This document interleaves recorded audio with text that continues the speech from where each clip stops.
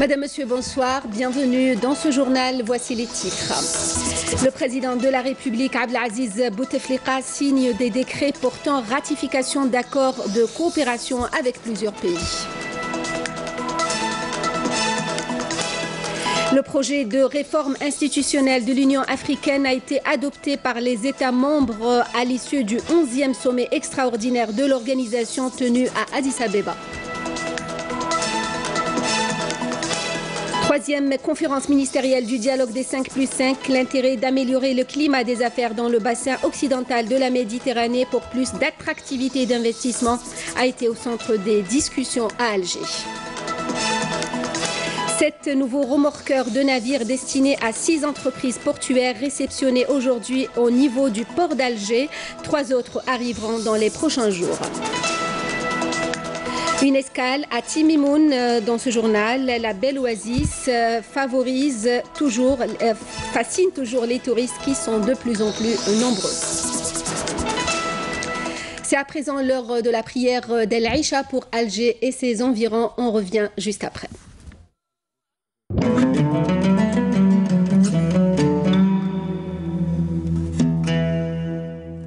بسم الله الرحمن الرحيم إن الصلاة كانت على المؤمنين كتابا موقوتا صدق الله العظيم.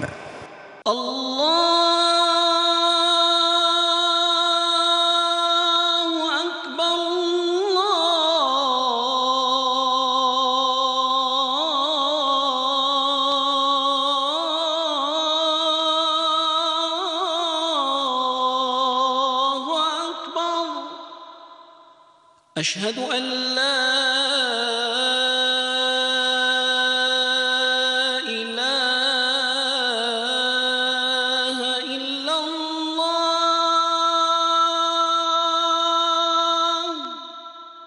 أشهد أن لا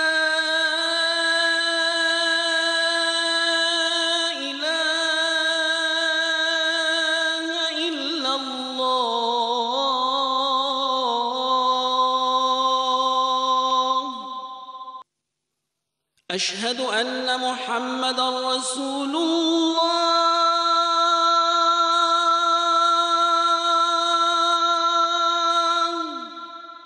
أشهد أن محمدًا رسول الله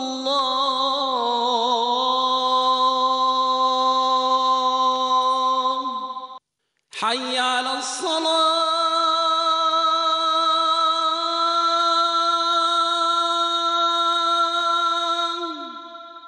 حي على الصلاة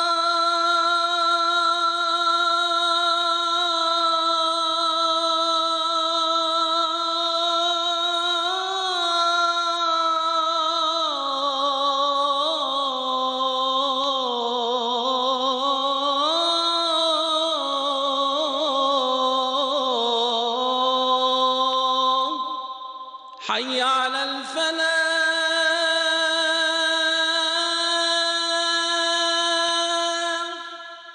حي على الفلاح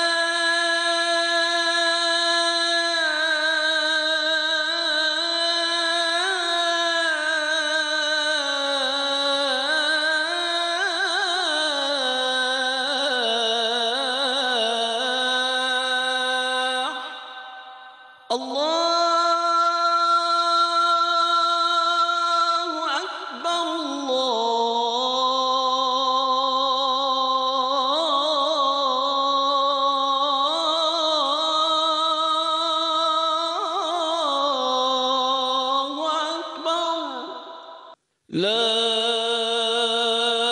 إله إلا الله. اللهم رب هذه الدعوة التامة والصلاة القائمة آت محمدا الوسيلة والفضيلة والدرجة الرفيعة وابعثه اللهم مقاما محمودا الذي وعدته. C'était là l'appel à la prière d'El Aïcha pour Alger et ses environs. Pour commencer donc ce journal, les félicitations du président de la République Abdelaziz Bouteflika au souverain marocain, le roi Mohamed VI, à l'occasion du 63e anniversaire de l'indépendance de son pays. Dans ce message, le chef de l'État présente les vœux de l'Algérie et réaffirme sa ferme détermination à œuvrer à la consolidation des liens de fraternité et de solidarité qui lient les deux peuples pour l'ancrage de relations bilatérales basées sur le respect mutuel.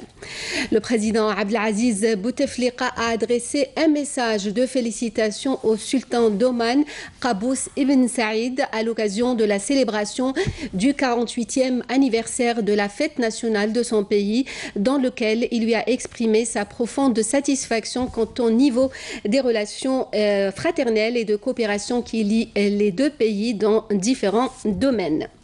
Le président de la République, Abdelaziz Bouteflika, qui a adressé aussi un message de félicitations au président Raymond Veionis à l'occasion de la fête nationale de la Lettonie, lui faisant part de sa disponibilité à œuvrer au renforcement du dialogue politique et au développement des liens d'amitié et de coopération entre les deux pays.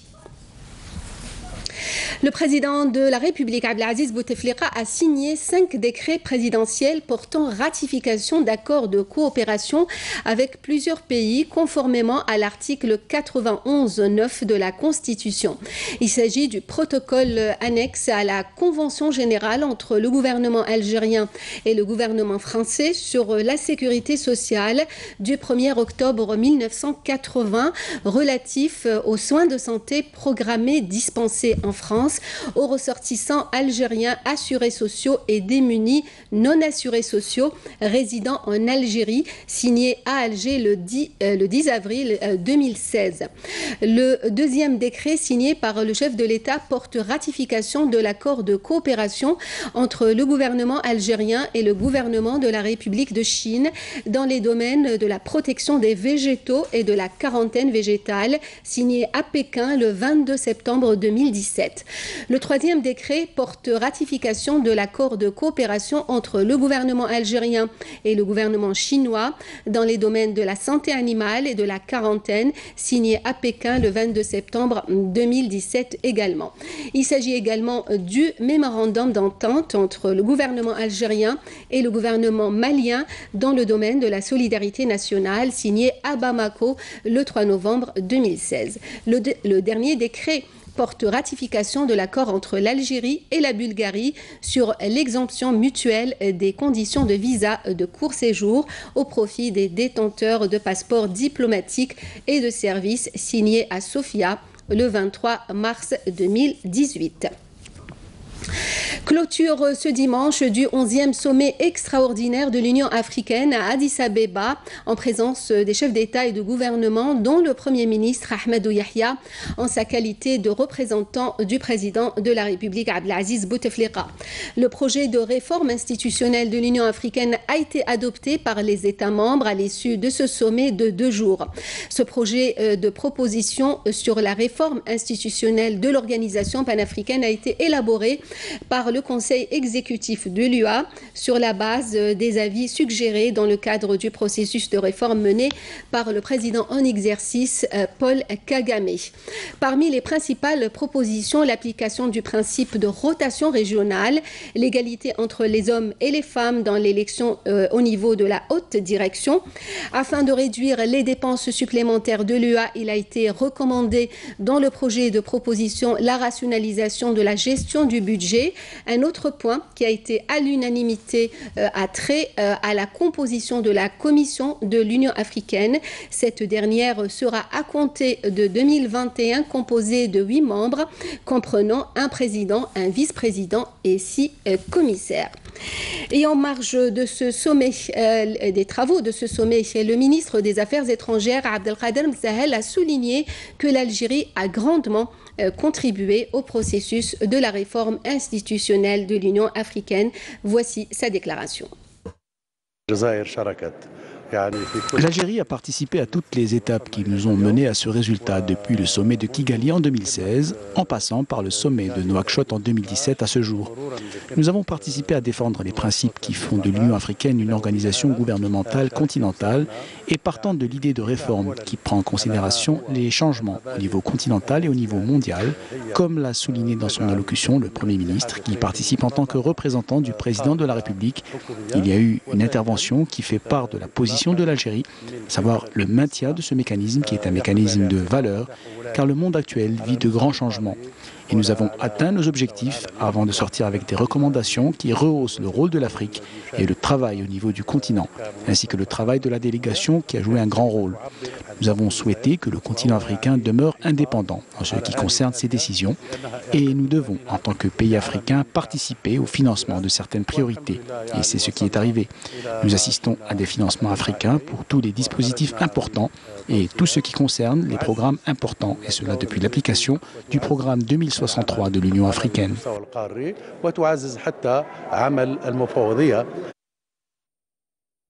Depuis son lancement officiel à Rome en 1990, le dialogue en Méditerranée occidentale, dit dialogue des 5+5, réunissant les pays de la rive nord et ceux de l'Union du Maghreb, a connu une réelle réussite. Après les réunions de Paris et de La Valette, l'Algérie poursuit cette dynamique avec cette réunion d'Alger aujourd'hui.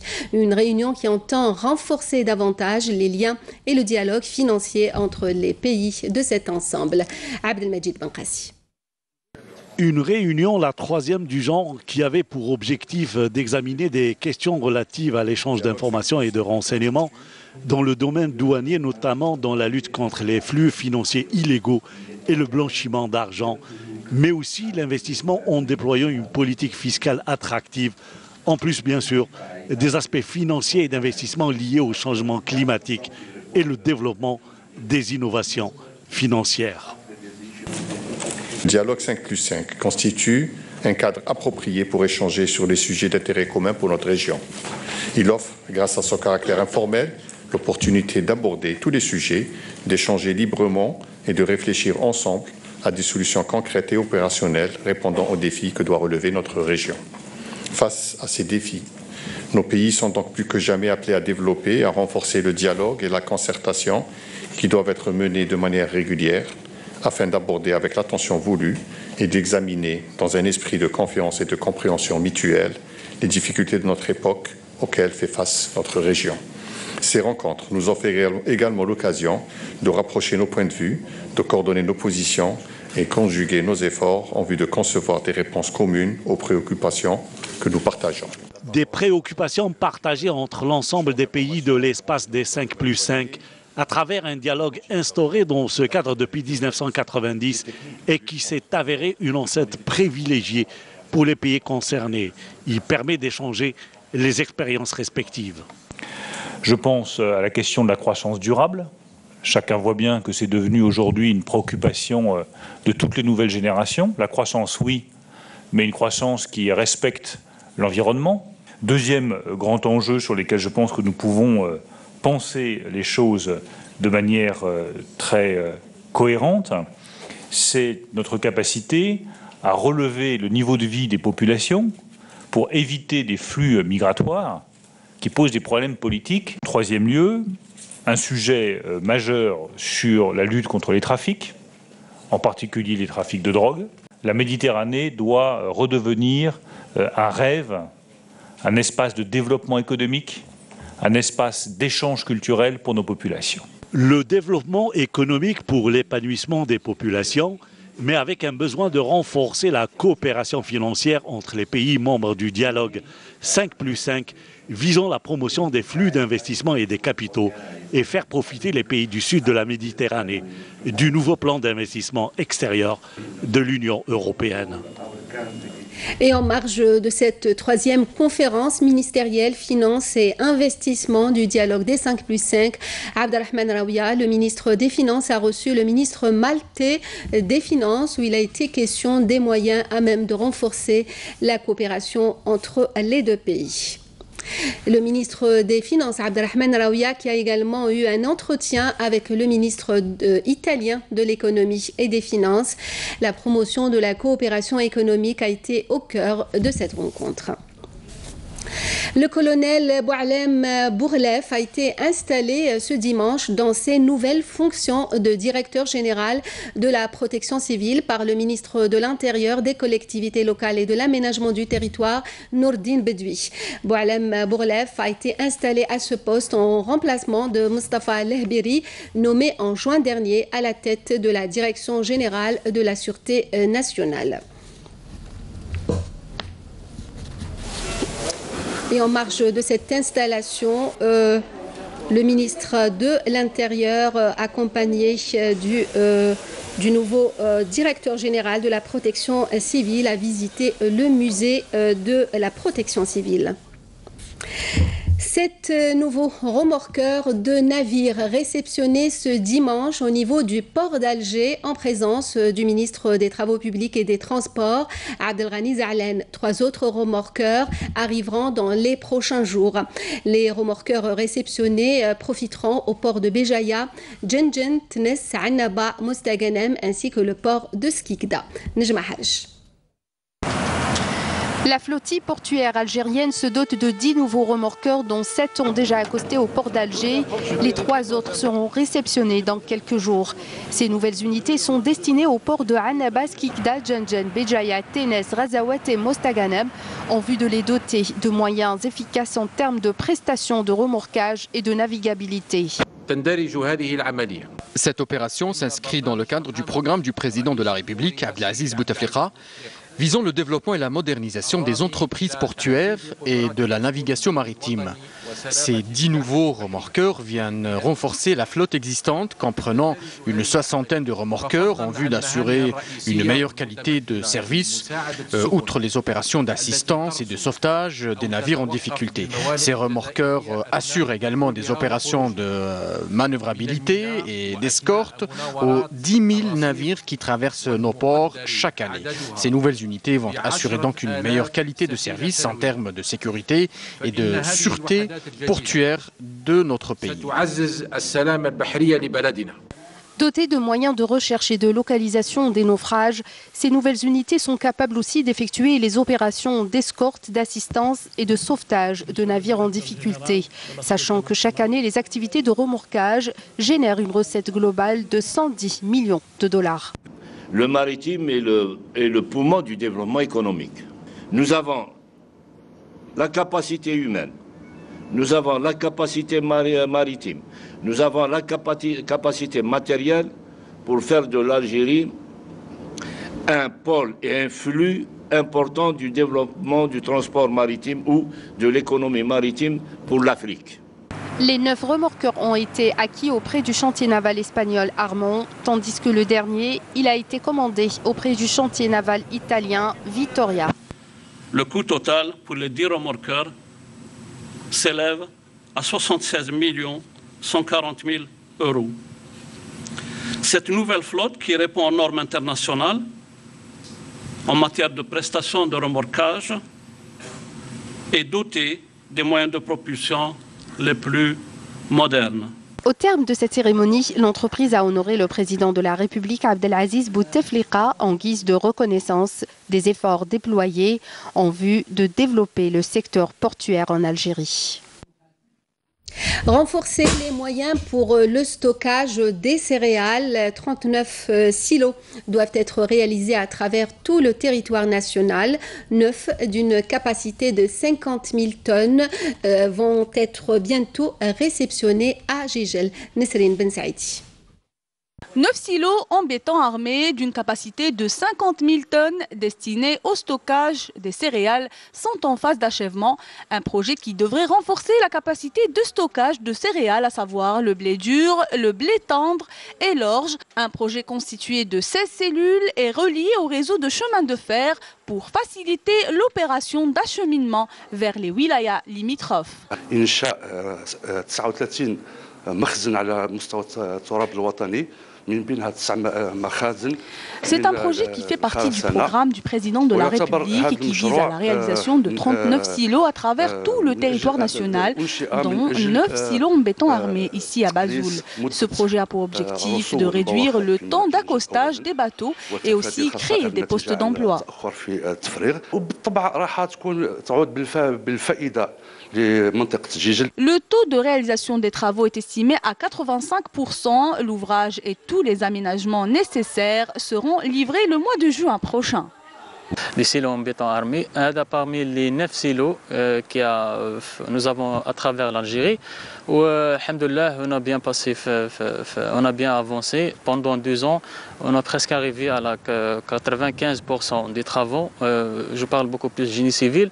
Il nous reste la phase d'installation des équipements pour beaucoup plus c'est l'industrie. Normalement, la fin de juin 2019, il sera prêt, sera opérationnel, même pour les autres sites aussi, les 9 silos à travers tous les wilayas. Ce projet stratégique vise à renforcer les capacités de stockage des céréales et veille à la disponibilité suffisante et à tout moment des céréales.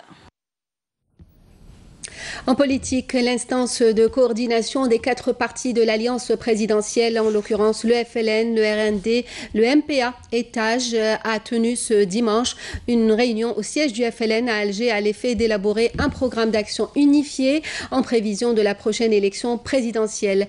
La tenue de cette réunion de coordination a été décidée lors de la rencontre des dirigeants des 4 partis de l'alliance le 7 novembre dernier. أكد المجتمعون بأن التحالف الرئاسي فضاء. Les participants ont affirmé que la coalition présidentielle est un espace qui réunit les grands partis qui soutiennent son Excellence, le président de la République, dans le cadre d'un axe politique qui a sa place, leader sur la scène politique algérienne, et qui est actif dans le domaine et œuvre pour renforcer l'union nationale et instaurer la stabilité dans le pays et asseoir l'union interne. Valoriser et préserver les acquis importants des 20 dernières années réalisés grâce à la clairvoyance de son Excellence, le président de la République. Les participants à la réunion ont relevé que la coalition présidentielle constitue une pierre essentielle à l'édifice qui sera la base d'une famille politique qui vise à renforcer les objectifs communs, à promouvoir les intérêts aussi et à construire des relations effectives et complémentaires. Lutte antiterroriste, un détachement de l'armée nationale populaire a découvert aujourd'hui près de la bande frontalière au niveau du secteur opérationnel d'Adrar une cache contenant un lot d'armes et de munitions.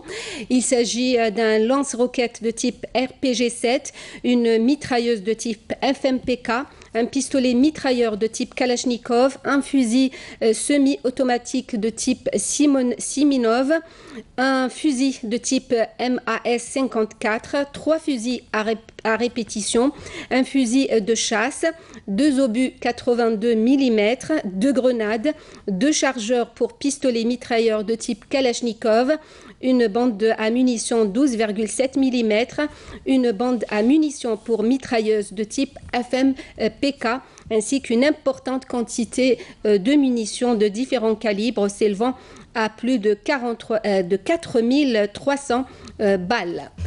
Toujours dans le cadre de la lutte antiterroriste, 2 éléments de soutien aux groupes terroristes ont été arrêtés hier à Skikda et Chlef par des détachements combinés de l'armée nationale populaire, a annoncé aujourd'hui le ministère de la Défense nationale. D'autre part, des détachements combinés de l'ANP ont appréhendé à Tiaret et Rerdaya un narcotrafiquant et saisi plus de 108 kg de kif traité. Par ailleurs, un détachement de l'ANP a intercepté à Tamanrasset 60 immigrants clandestins de différentes nationalités et saisi 4 détecteurs de métaux, 2 groupes électrogènes et 3 marteaux piqueurs, précise la même source. Le sport, football, l'équipe nationale algérienne s'est qualifié pour la phase finale de la Coupe d'Afrique des Nations de 2019 à l'issue de sa victoire aujourd'hui à Lomé au Togo devant son homologue togolais sur le score de 4-1 en match comptant pour la 5e journée des qualifications. Les buts pour l'Algérie ont été inscrits par Mahrez à la 13e et 30e minute de la rencontre. Rattal a inscrit le 3e but à la 28e minute de la rencontre et Bounedjah signera le 4e but dans la 2e minute après le temps réglementaire. Le Mawlid al-Nabawi al-Sharif, nous fêterons demain soir dans les mosquées, mais aussi en famille et entre amis, autour d'une belle table et avec des bougies, entre autres. Mais l'ambiance du Mouloud est perceptible déjà depuis plusieurs jours. Illustration à la Suiqa à Constantine dans ce reportage de Siham Knouch. Constantine, bien enveloppée dans sa brume matinale, les ponts qui s'impose comme toujours, et la fameuse vieille ville, la Suiqa, qui, elle, est déjà envahie par la population. Le Mouloud est aux portes.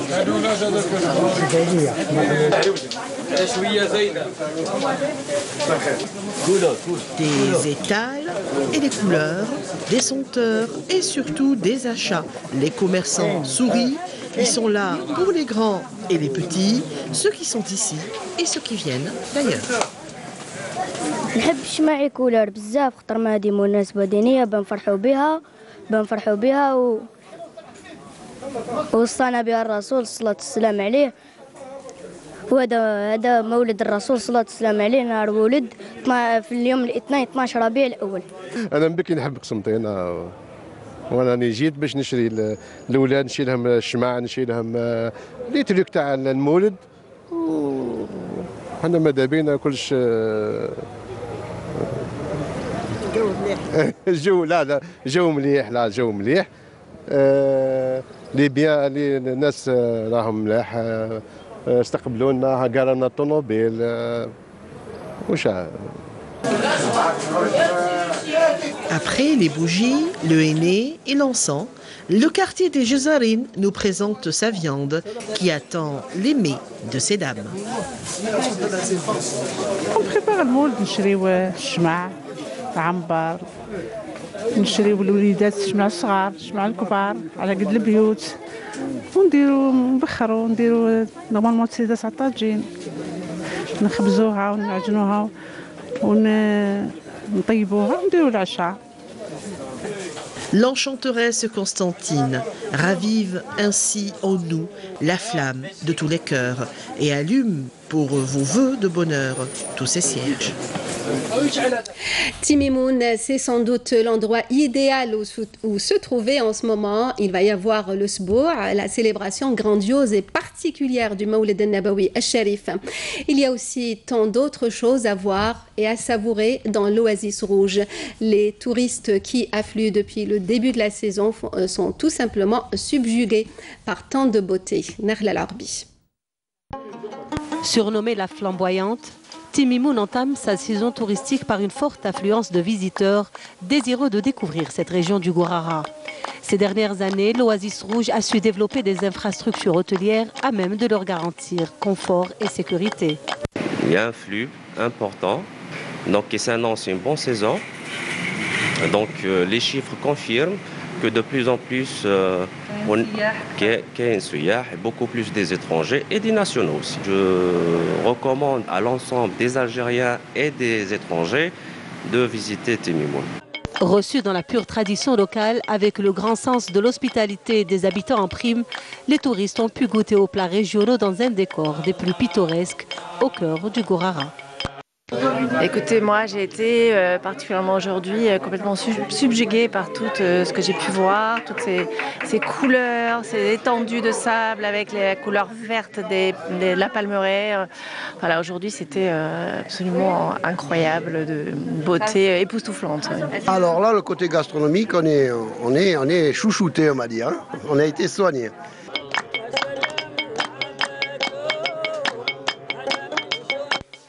Et les soirées dans la ville des antiques Fogara ne sont pas moins féeriques.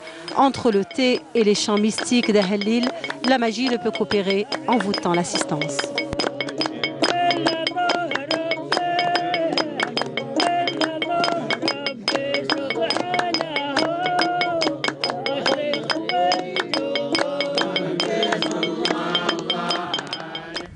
Et c'est ainsi que prend fin ce journal, le rappel des principaux titres.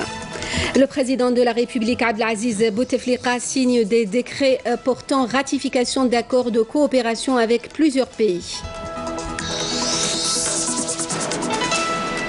Le projet de réforme institutionnelle de l'Union africaine a été adopté par les États membres à l'issue du 11e sommet extraordinaire de l'organisation tenu à Addis Abeba. Troisième conférence ministérielle du dialogue des 5+5, l'intérêt d'améliorer le climat des affaires dans le bassin occidental de la Méditerranée pour plus d'attractivité et d'investissement a été au centre des discussions à Alger. 7 nouveaux remorqueurs de navires destinés à 6 entreprises portuaires réceptionnés aujourd'hui au niveau du port d'Alger. 3 autres arriveront dans les prochains jours. Une escale à Timimoun à la fin de ce journal. La belle oasis fascine toujours les touristes qui sont de plus en plus nombreux. Merci à vous de nous avoir suivis. Vous pouvez revoir nos programmes. Les liens s'affichent au bas de votre écran. Pour le journal à 20h, l'édition en arabe. Demain à midi, Feria Lassari. Nous, on se retrouve à 19h. Passez une bonne soirée.